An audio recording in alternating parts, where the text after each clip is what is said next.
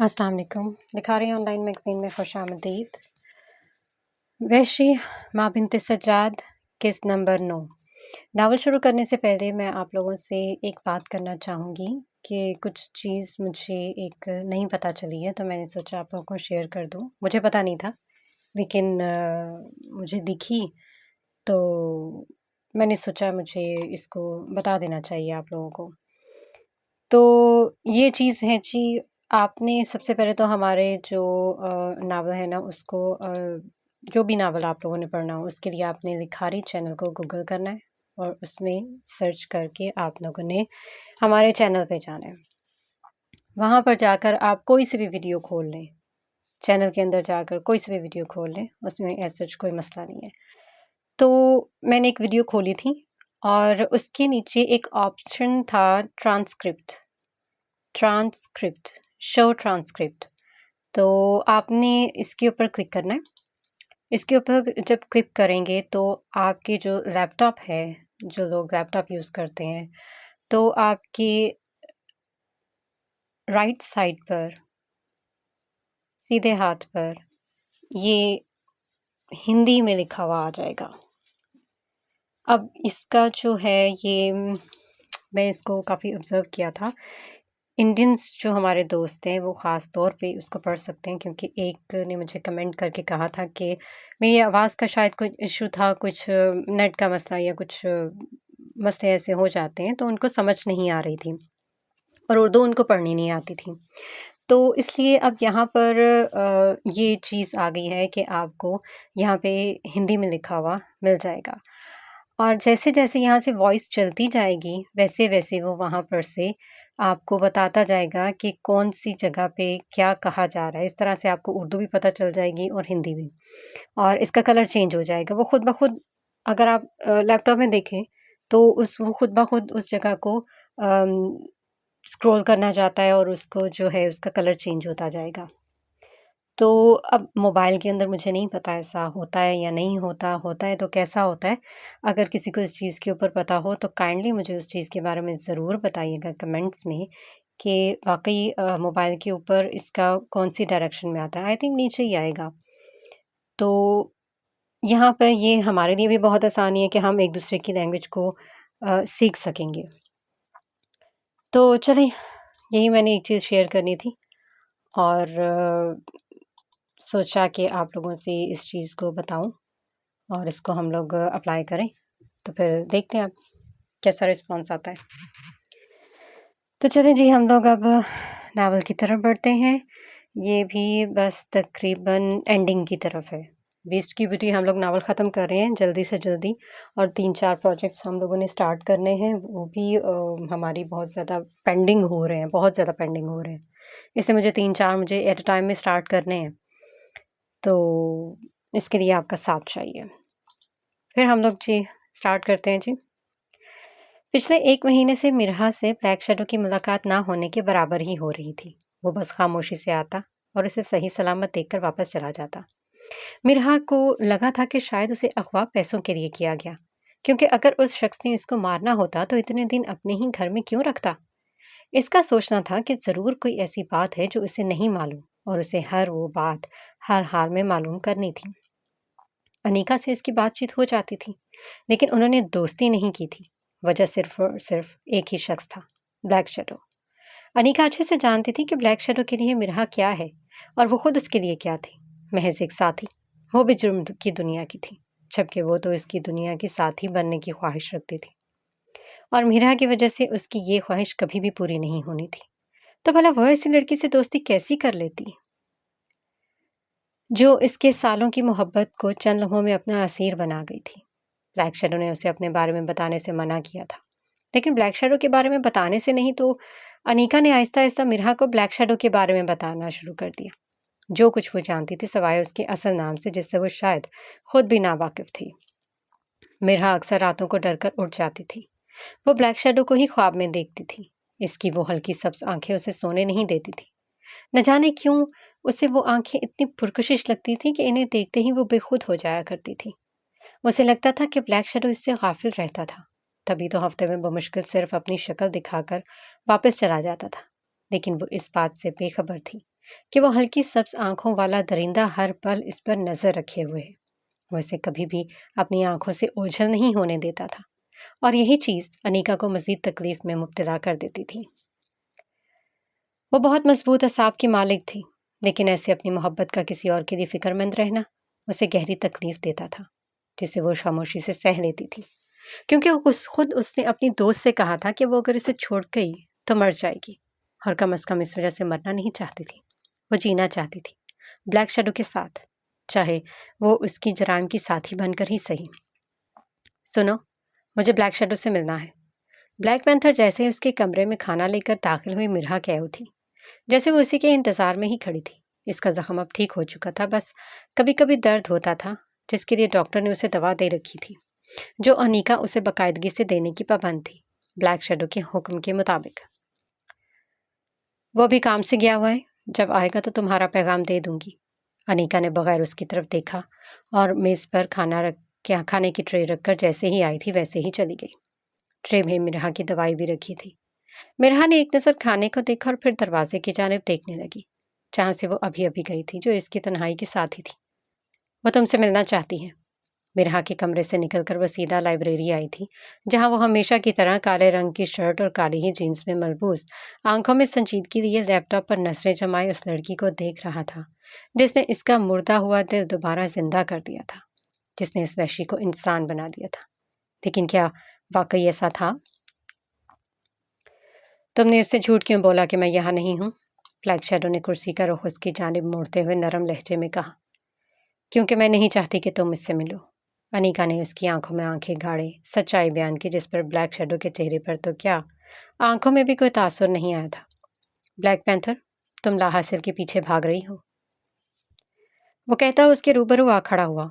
Black panther ने भी उसी जैसी लिबास से तन कर रखी थी, बस फर्क इतना था कि उसने शर्ट के ऊपर काले रंग की जैकेट भी पहन रखी थी। शायद इन दोनों का पसंदीदा रंग ही काला था, या शायद किसी और का। लाहासिल हमेशा लाहासिल नहीं रहता, अनीका ने भी पुरयकीन लहजे में कहा। अगर उसे लगता था कि ब्लैक शेडो उसके जज्बात से अनजान है, तो ये सिर्फ उसकी खाम ख्याली थी। वो तो शुरू से जानता था, और जानकर कभी अनजान बना हुआ था। खुद को बर्बाद कर लोगी? ब्लैक शेडो ने जैसे उसे समझाने की आखिरी कोशिश की थी। पहले कौन सी आबाद हूँ?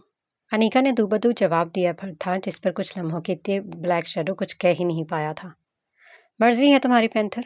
ब्लैक शेडो इसके कंधे को हल्का सा थपक कर बाहर निकल गया, जबकि अनीका की काली आंखों में आंसू भर गए, जिन्हें उसने बह जाने दिया। तुमने बात करनी थी मुझसे? ब्लैक शेडो ने कमरे में दाखिल होते हुए पूछा। वो जो ब्रेड क्राउन से टेक लगाए बैठी थी, उसकी आवाज़ पर हड़बड़ाकर सीधी हो बैठी, जबकि इसकी इस तेजी पर एक मुस्कुराहट ब्लैक शेडो के होंठों पर रेंग गई, जिसे मीरा इसके चेहरे पर मास्क के होने के सबब देख नहीं पाई थी। हाय, कितना जालिम था वो शख्स, जिसने इस मासूम सी लड़की को अपनी आंखों का दीवाना बना दिया था, लेकिन इस पर अपना चेहरा तक आया नहीं किया था। तुमने आखिर मुझे यहाँ क्यों रखा हुआ है? चाहते क्या हो मुझसे? मिर्हा ने जल्दी से अपनी हड़बड़ाहट पर काबू पाकर खुद को नॉर्मल करते हुए उसके मुकाबिल खड़े होते हुए वो सवाल पूछा, जो शायद वो पहले भी कई बार पूछ चुकी थी। अपनी दुल्हन बनाने के लिए, और मैं तुमको चाहता हूँ। ब्लैक शैडो ने बज़ाहिर संजीदा लहजे में कहा, और आंखों को भी संजीदा रखा, लेकिन इसके चेहरे पर मुस्कुराहट खुद ब खुद आ गई थी, शरारत से भरपूर मुस्कुराहट। हाय, अगर शहनशाह अपने वहशी दरिंदे को ऐसे देख लेता ना, तो मच्छर मार दवाई पीकर मर जाए, या कम से कम तेजाब की बोतल तो पी ही ले। कम से कम जिस इंसान को उसने सालों में हैवान बनाया था, उसे एक लड़की ने दिनों में दोबारा इंसान बना दिया। हक हाँ, बेचारा शहनशाह। अच्छा मजाक था, लेकिन मुझे हंसी नहीं आई। मिर्हा, जो पहले उसकी बात पर सख्ते में आ गई थी, उसे मुसलसल खुद को देखता देखकर बेजारी से बोली, और अगर मैं कहूँ कि यह मजाक नहीं सच था तो? ब्लैक शैडो के तासुरात पल में संजीदा हुए थे, मुकम्मल तौर पर संजीदा। वो मिर्हा की जानिब 2 कदम बढ़ाते हुए पूछने लगा, जबकि मिर्हा ने इसकी आंखों में देखने की गलती नहीं की थी, क्योंकि वो जानती थी कि वो शख्स साहिर था, और इसकी आंखें ऐसा सहर करती थीं कि मुकाबिल अपना दिल हार बैठे और उसे खुद खबर भी ना हो। तो मैं भला ऐसे शख्स की दुल्हन क्यों बनूंगी जिसे मैंने देखा तक नहीं है? मिर्हा ने दोनों हाथ ब्लैक शैडो के सीने पर रखकर उसे पीछे धकेलते हुए लापरवाही से कहा, जबकि ब्लैक शैडो तो उसकी हिम्मत देखकर ही हैरान रह गया। अगर मैं अपना चेहरा तुम्हें दिखा दूं तो तब बनोगी मेरी दुल्हन? उसने सोफे पर बैठते हुए इस लड़की से पूछा था, जो इसके दिल के दोबारा से धड़कने की वजह बनी थी। वो लम्हा आज भी उसकी आंखों के सामने था, जब मीरा बेसुध होकर उसके सीने से आ लगी थी और उसने एक अरसे बाद अपने सीने में दिल को महसूस किया था, उस धड़कन को महसूस किया था जो शायद आज तक बेमकसद चल रही थी। तुम्हारा दिमाग खराब हो गया या फिर मुझे पागल समझा है तुमने, जो अपने दोस्तों के कातिल की दुल्हन बनूंगी? पहली बार मिरहा के लहजे में नफरत महसूस की थी उसने, और वो भी खुद के लिए। दिल में एक दर्द सा उठा था मिरहा की बात से। मुझे तुम तक पहुंचना था और वो दोनों मेरे शिकार की राह में रुकावट थे, इसलिए उन्हें मरना पड़ा। ब्लैक शैडो अपने पुराने रूप में आते हुए अपने मखसूस लहजे में कहता हुआ सोफे से उठा और उसके सामने जा खड़ा हुआ। मेरा दिमाग तो दुरुस्त है, लेकिन तुम्हारे पागल होने की गारंटी नहीं दे सकता। उसने मिरहा के कान के करीब झुककर सरगोशी की और मुस्कुराकर सीधा हुआ। इसकी आंखें मुस्कुरा रही थी और मिरहा, इसकी बात के मतलब से अनजान, इसकी मुस्कुराती आंखों को देखने लगी। फिर उसने अपना हाथ बढ़ाया, लेकिन इससे पहले वो इसकी आंखों को छू पाती, ब्लैक शैडो ने इसका हाथ पकड़ लिया। जब पागल हो जाओ तब हाथ लगाना मेरी आंखों को, वह मायनी खेस लहजे में कहता हुआ पीछे हुआ और आंख विंग करता हुआ कमरे से बाहर निकल गया, जबकि मिरहा पीछे खड़ी इसकी बातों का मतलब समझने लगी। भला मैं क्यों पागल होने लगी? मिरहा ने खुद कलामी की, इस बात से अनजान कि वो जिस पागलपन की बात करके गया था, उसके आसार तो मिरहा में पहले ही नजर आने लगे थे। मेजर एक्स, आप तैयार हैं? जनरल सहीर ने सामने खड़े मेजर एक्स को देखते हुए पूछा, जो पिछले 1 महीने से स्पेशल ट्रेनिंग के लिए काकोल अकेडमी गया हुआ था और आज उनके सामने अपने मिशन पर जाने के लिए तैयार खड़ा था। यस सर, मेजर एक्स ने पुरजोश अंदाज में जवाब दिया और मुस्कुरा दिया। बुरी आंखों ने भी इसका भरपूर साथ दिया था। तो फिर कब जा रहे हो आप ऑस्ट्रेलिया? जनरल सहीर अपनी जगह से उठे और इन दोनों के एंड सामने आते हुए जैसे उसे आखिरी बात जांचने के लिए पूछने लगे। आज रात ही, और इंशाल्लाह मैं कामयाब लौटूंगा सर, मेजर एक्स ने भरपूर जोश का मुजाहिरा करते हुए कहा और इन्हें सल्यूट किया, जिस पर वो हल्का सा मुस्कुरा दिए। इंशाल्लाह, अल्लाह, खुदा हाफिज जवान। जनरल सहीर ने आगे बढ़कर उसे गले लगाकर कहा और उसका कंधा थपकते हुए दफ्तर से बाहर निकल गए। इसके जाते ही मेजर एक्स एक गहरी सांस भरकर रह गया। इस ट्रेनिंग ने उसे बहुत ज़्यादा बदल दिया था, जिसके आसार इसके चेहरे और आंखों से साफ जाहिर होते थे। जब से जनरल सहीर ने सजाद अवान को पूरा यकीन दिलाया था कि वो उनकी बेटी को ज़रूर वापस नहीं कराएंगे, तो वो काफ़ी हद तक पुरसकून हो चुके थे, क्योंकि जनरल सहीर और इनकी काबिल टीम पर पूरा यकीन था इन्हें। शुरू शुरू में शाइस्ता बेगम किसी सूरत भी इस बात को मानने को तैयार नहीं थी,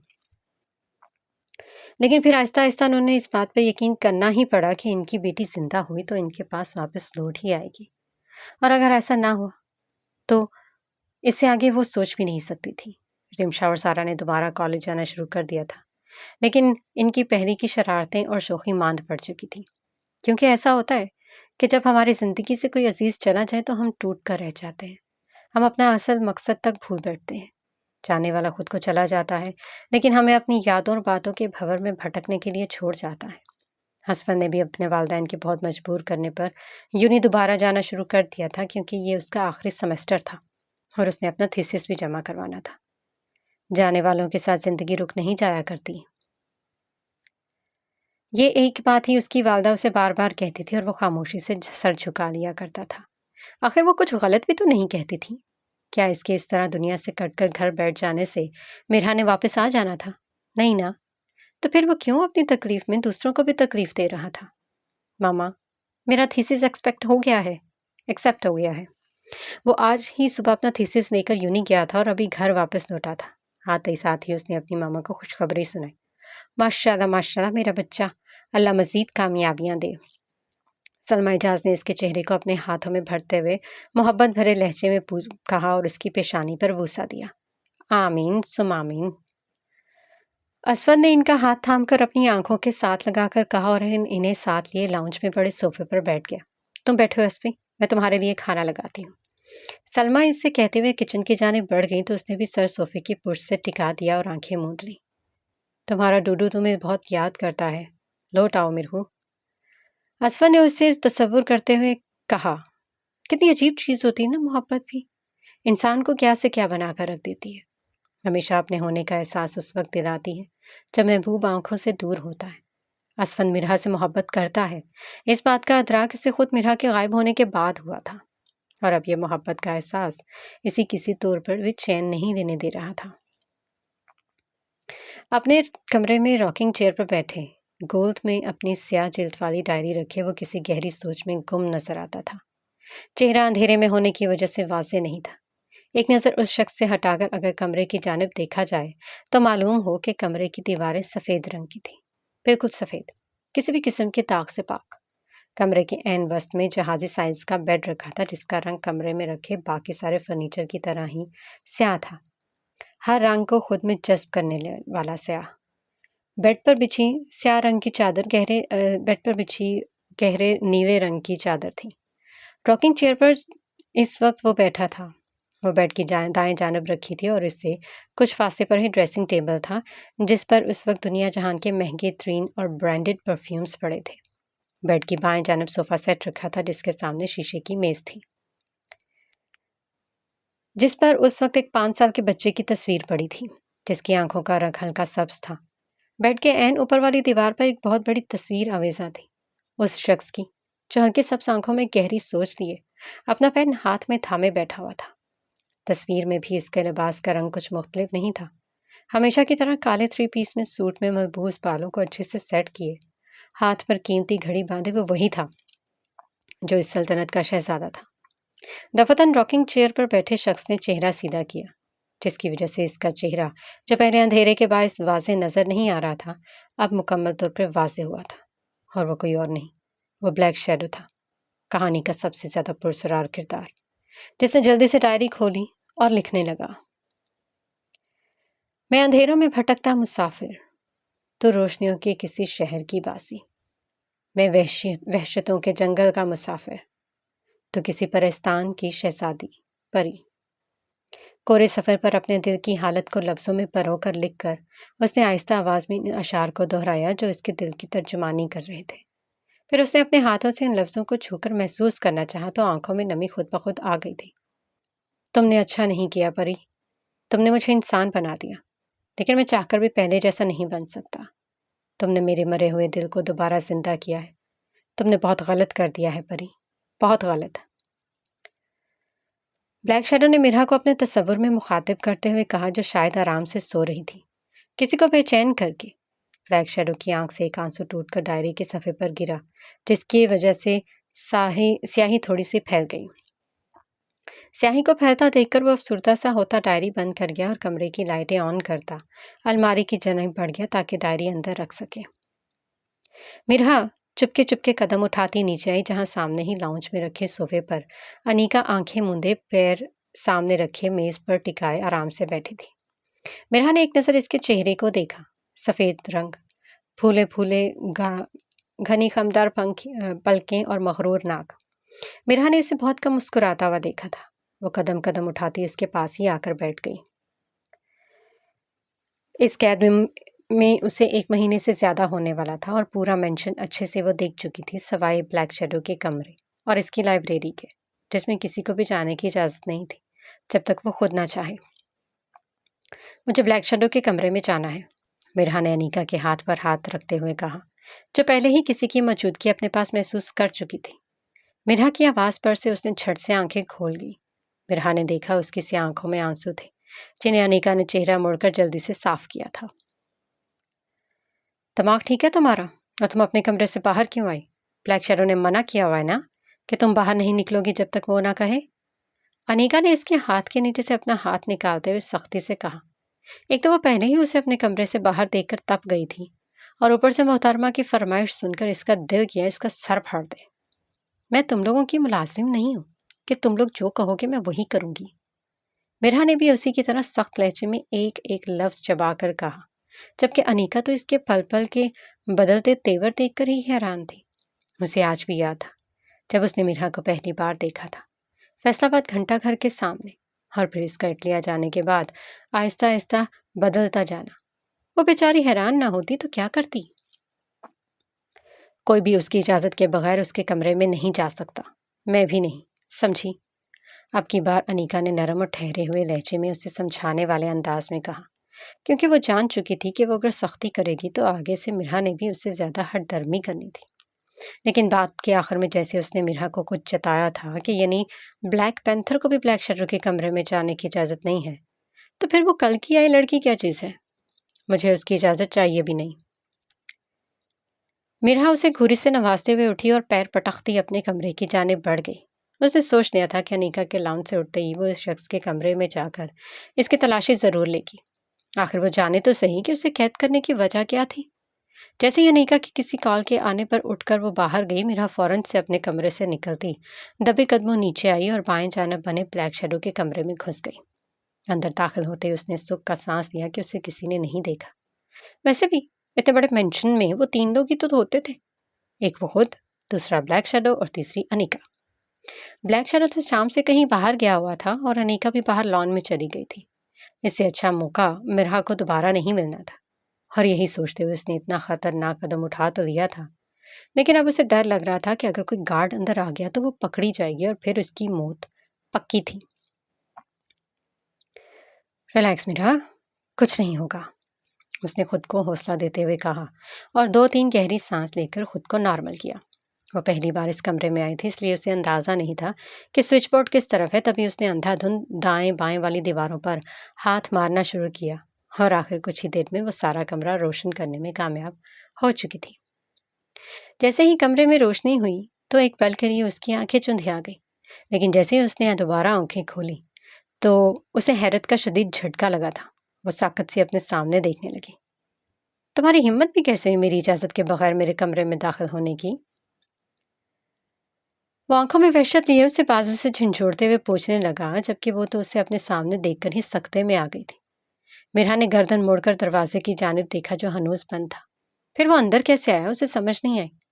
लड़की, मैंने तुमसे कुछ पूछा है, तुम मेरे कमरे में क्या कर रही हो? इसको खामोश खड़ा देखकर वो बुलंद आवाज में धाड़ा। आवाज इतनी ऊंची थी कि मिरा सहम कर 2 कदम पीछे हटी, लेकिन इससे ज्यादा वो पीछे न हो पाई क्योंकि इसके दोनों बाजू अभी तक इस वहशी के सख्त गिरफ्त में थे, जिसकी आंखों में आज वाज़े वहशत झलक रही थी। मेरा नाम मिरा है, क्या लड़की लड़की लगाए रखते हो तुम? मिरा ने खुद में हिम्मत कर जमा करते हुए बमुश्किल इसकी आंखों से नजरें चुराकर कहा। सो दोनों हाथ उसके सीने पर रखकर उसे दूर करना चाहा, लेकिन मुकाबल जैसा पत्थर था। जैसे वो छुई मुई सी लड़की अपनी जगह से 1 इंच तक ना हिला पाई थी उसकी। इसकी हरकत पर बेसाख्ता ब्लैक शैडो मुस्कुराया। मेरे लिए तुम लड़की ही रहोगी, मुझे तुम्हारे नाम से फर्क नहीं पड़ता। ब्लैक शैडो ने एक झटके से उसे छोड़ते हुए कहा और सोफे पर गिरने के अंदाज में बैठ गया। क्या करने आई थी यहाँ? अपने सामने सर झुकाकर खड़ी लड़की को बगौर सर तपैर देखकर उसने आईब्रो उचकाते हुए पूछा। क्यों, मैं तुम्हारे कमरे में नहीं आ सकती हूँ क्या? मिरा ने सर उठाकर अपनी बादामी आंखों को उसकी हल्की सब्ज आंखों में डालते इस्तफसार किया। नहीं, झट से यकलप्सी जवाब देकर वो सोफे के सामने पड़ी मेज पर तस्वीर उल्टी कर गया, वो भी बहुत महारत से, जैसे उसे ऐसे करते रहने का आदी हो। और क्यों नहीं आ सकती मैं यहाँ? वो तो जैसे आज सारे जवाब लेकर जाने की ठान कर आई थी। तभी नहायत सुकून से दोनों हाथ सीने पर बांधे उसे घूरने लगी, जो उसे देख रहा था। कम से कम इसकी तरह घूर नहीं रहा था। क्योंकि इस कमरे का हक मेरे अलावा किसी के पास नहीं है। वो सोफे से उठता इसके मुकाबिल खड़ा होता बोला। और अगर तुम चाहो तो इस कमरे में आने का हक हासिल कर सकती हो। ब्लैक शैडो ने इसके चेहरे पर नासमझी के तासुरात को गौर से देखते हुए इसके कान में सरगोशी की। और वो कैसे भला? मिरा ने मशकूक नजरों से सामने खड़े शख्स को देखते हुए कहा, जो हमेशा की तरह आज भी अपना चेहरा मास्क में छुपाए हुआ था। एक तो मिरा की उसके मास्क से सख्त किस्म की चिढ़ हो चुकी थी। मेरी दुल्हन बनकर? ब्लैक शैडो ने लब दांतों तले दबाते उसके चेहरे पर आती लट को हाथ से कान के पीछे अड़सते हुए धीमी मगर संजीदा आवाज में कहा, जबकि मिरा उसे खुद के इतने करीब खड़े देखकर सांस तक रोक गई थी और रही सही कसर उसके जुमले ने पूरी कर दी। बोलो, बनोगी मेरी दुल्हन? ब्लैक शैडो ने 2 कदम पीछे हटते उसकी बादामी आंखों में देखते पूछा, तो मिरा ने अपना रुका हुआ सांस बहाल किया। उसके परफ्यूम की खुशबू से बहुत अच्छी लगी थी। हाँ, मगर मेरी एक शर्त है।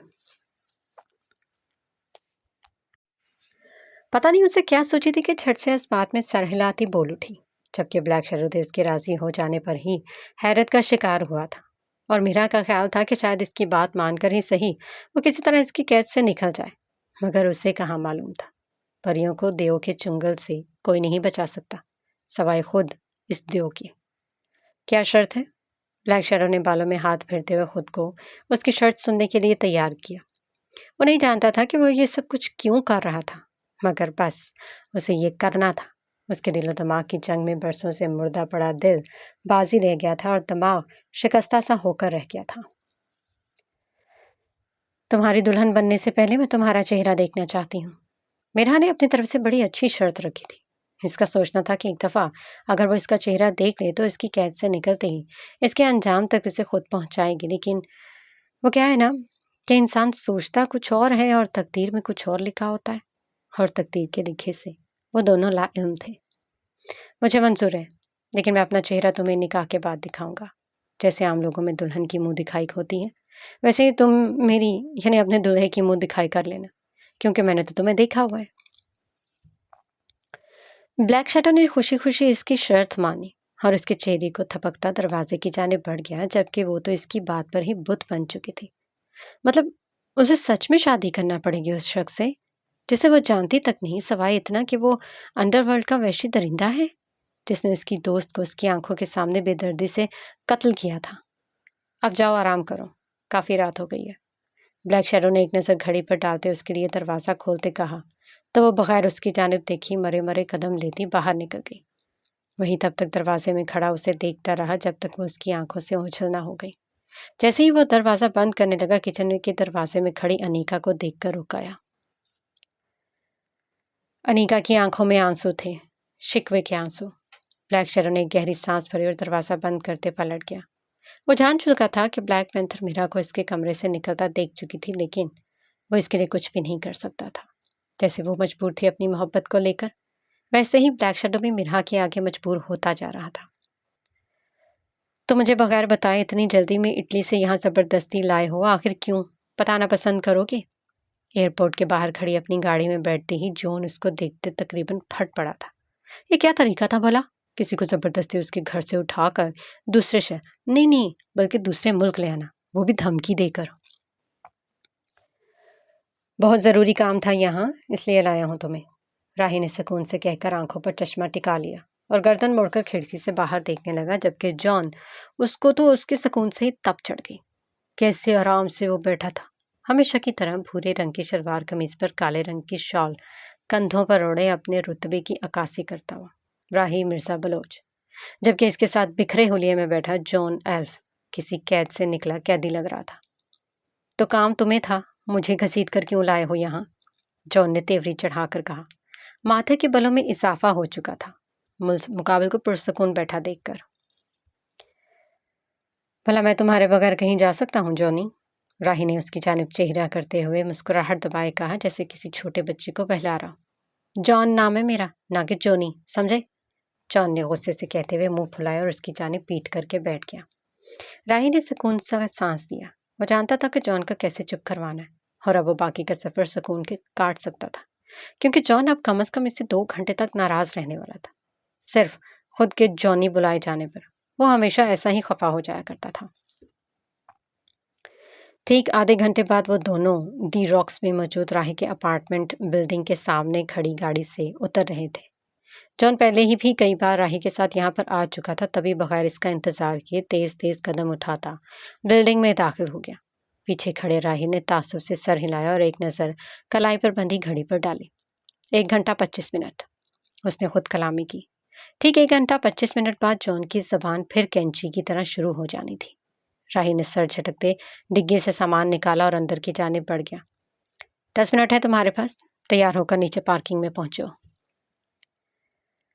जब राही अपार्टमेंट में दाखिल हुआ तो जॉन को लाउंज में पड़े सोफे पर सोते देखकर हुक्मिया लहजे में कहता हुआ अपने कमरे की जानिब बढ़ गया, जबकि जॉन मुंह खोले बंद दरवाजे को देखने लगा जिसके पार वो अभी भी गायब हुआ था। अभी तो इस बेचारे ने सही तरह से सिडनी की हवा में सांस भी नहीं दिया था कि इसके दोस्त कम बॉस ने नया हुक्म जारी कर दिया था। वो मुंह बसूरते उठा और दूसरे कमरे में चला गया, क्योंकि वो जानता था कि राही के 10 मिनट का मतलब 9 मिनट 50 सेकंड होता है। तकरीबन आधे घंटे बाद वो दोनों बॉन्डी बीच पर मौजूद थे। जॉन निक से तैयार खड़ा, नीली जीन्स पर नीली ही शर्ट पहने, नीली आंखों पर चश्मा लगाए, बहुत गौर से समंदर की लहरों को देख रहा था जो बारी बारी आती और साहिल पर अपनी सर पटकती वापस लौट जाती। जबकि आज राही ने मामूल से हटकर काले रंग की जीन्स पर भूरे रंग की जैकेट वाली शर्ट पहन रखी थी। सुरमई आंखें उफक पर टिकी थीं, जिस पर सफेद रुई जैसे बाल मटर गश्त करते दिखाई दे रहे थे। अब यहाँ क्यों लाए हो, बताओगे? तफतन माहौल की खामोशी को तोड़ने में जॉन ने पहल की थी। इसकी आवाज़ पर राही ने गर्दन मोड़कर एक नज़र उसे देखा। अगर मैं तुम्हें कुछ बताऊं तो क्या तुम मेरा यकीन करोगे? राही ने उसके चेहरे पर नजरें टिकाए सवाल किया, जो नासमझी से उसे ही देखे जा रहा था। भला ये कैसा सवाल हुआ आर? जॉन को इसके लहजे में कुछ अजीब सा महसूस हुआ था। तभी तो सालों बाद उसे इस नाम से पुकार बैठा था जो उसने राही से दोस्ती करने पर उसे दिया था। लेकिन राही के मना करने पर उसे आर नहीं बल्कि राही बुलाता था। जो पूछा है उसका जवाब दो, राही ने झुंझलाकर पूछा। हाँ करूंगा, आखिर इतने सालों की दोस्ती है हमारी। अगले ही लम्हे जॉन ने इस बगैर सोचे उसके कंधे पर हाथ रखते हुए कहा, जैसे इसे अपने साथ का यकीन दिलाया। तो ठीक है, फिर सुनो। राही ने कंधे से हाथ उठाते हुए कहा, लेकिन जैसे जैसे वो बताता गया जॉन के चेहरे की रंगत बदलती गई। अब तुम मुझसे क्या चाहते हो? बात खत्म होते ही जब राही ने उसकी जानिब सवालिया नजरों से देखा तो जॉन कुछ पल सोचने के बाद उससे पूछा, तुम्हारा एतबार और साथ। राही ने उससे नजरें चुराते हुए कहा। इसका नजरें चुराना जॉन को अच्छा नहीं लगा था। तभी उसने आगे बढ़ते एक मुक्का इसके मुंह पर चढ़ दिया। अबे, तूने कौन सी मेरी गर्लफ्रेंड भगाई है जो ऐसे नजरें चुरा रहा है? जॉन ने दूसरा मुक्का भी उसके मुंह पर मारते हुए कहा, जबकि इसकी बात पर ना चाहते हुए राही हंस दिया। मतलब जब तेरी गर्लफ्रेंड को भगा कर ले जाऊंगा तब तुझसे नजरें चुराऊं? राही ने समझने वाले अंदाज में एक आंख दबाते जॉन के चेहरे को देखते हुए शरारत से कहा। तो रुक, मैं बताता हूँ तुझे। जॉन ने शर्ट के आस्तीन ऊपर करते हुए मसनूई गुस्से से उसकी जानिब कदम बढ़ाए तो उसके इरादे भांपते ही राही ने दौड़ना शुरू कर दिया, वरना आज जॉन ने मुक्के मार मार कर इसके खूबसूरत चेहरे का नक्शा बिगाड़ कर रख देना था। और फिर 18 कबीलों का इकलौता सरदार बिगड़े हुए चेहरे के साथ कैसा लगेगा भला? राही ने भागते हुए झुरझुरी ली। पूरे बीच पर लोग मुड़ मुड़ कर इन दोनों को देख रहे थे, जो एक दूसरे के पीछे भागने के साथ साथ वक्फे वक्फे से कहके लगाना भी जारी किए हुए थे। कभी कभी तूफान की आमद से पहले खामोशी नहीं होती बल्कि खुशी भरे कहकहे होते हैं, जो तूफान के आकर गुजर जाने के बाद खून भरे आंसू में तब्दील हो जाते। सारे तूफान खामोशी से नहीं आया करते। कुछ तूफान अपनी आमद से पहले आपकी झोली में कुछ खुशियों भरे पल डाल देते हैं, ताकि अपनी आमद पर आपसे वो अच्छे पल छीन कर आपको जीते जी मार कर गुजर जाएं। ग्रे रंग के 3 पीस सूट में मलबूस, कलाई पर महंगी घड़ी बांधे, बालों को जेल से सेट किए, आंखों में संजीदगी लिए वो कहीं जाने के लिए निकसिक सा तैयार खड़ा था। तफतन फोन की घंटी पर ड्रेसिंग से हटकर बेड की जानिब बढ़ा जहां इसका फोन पड़ा था। कॉल करने वाले का नाम देखकर उसने एक पल के लिए सबसे आंखें बंद की।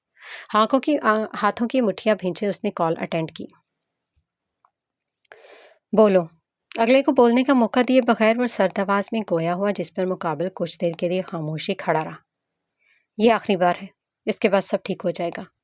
माहौल पर छाई खामोशी को फोन के दूसरी जानिब मौजूद शख्स तोड़ा। आवाज बहुत संजीदा थी, बगैर किसी लचक के। और तुम्हें ऐसा क्यों लगता है ये आखिरी बार ही होगा? एक कान ने ड्रेसिंग पर परफ्यूम उठाकर खुद पर छिड़कते हुए पूछा।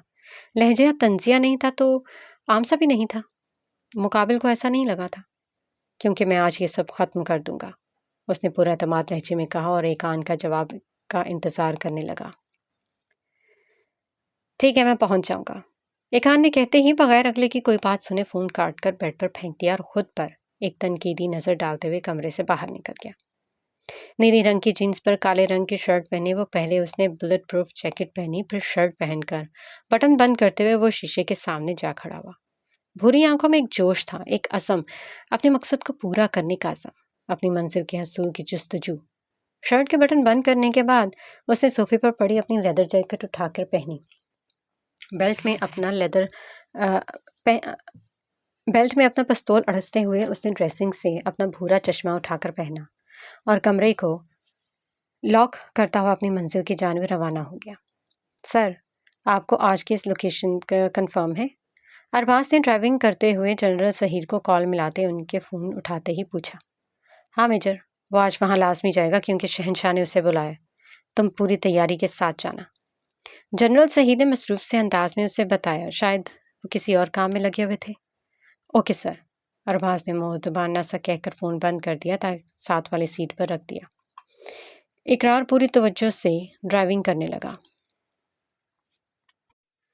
जल्दी से तैयार हो जाओ, हमें आधे घंटे तक निकलना है। अनीका फ़ोन पर किसी को प्राइवेट जेट कार कहते हुए मसरूफ से अंदाज में मिरहा के कमरे में दाखिल हुई और बगैर उसकी जाने देखे उसे जैसे हुक्म सादिर किया। मिरहा ने एक बेजार सी निगाह इस पर डाली और दोबारा बैकग्राउंड से टेक लगाकर आंखें मूंद दी। अंदाज ऐसा था जैसे उसने अनीका की बात सुनी ही ना। मैंने तुमसे कुछ कहा है मिरहा। अनीका ने उसकी हरकत ना करते देखकर उसके सर पर पहुंचकर तकरीबन चीखी थी। एक तो ब्लैक शैडो उसे बिना बताए अचानक से चला गया था और फिर जनाब कुछ घंटे बाद फोन करके उसे मिरहा के साथ सिडनी जाने का हुक्म सादिर किया था।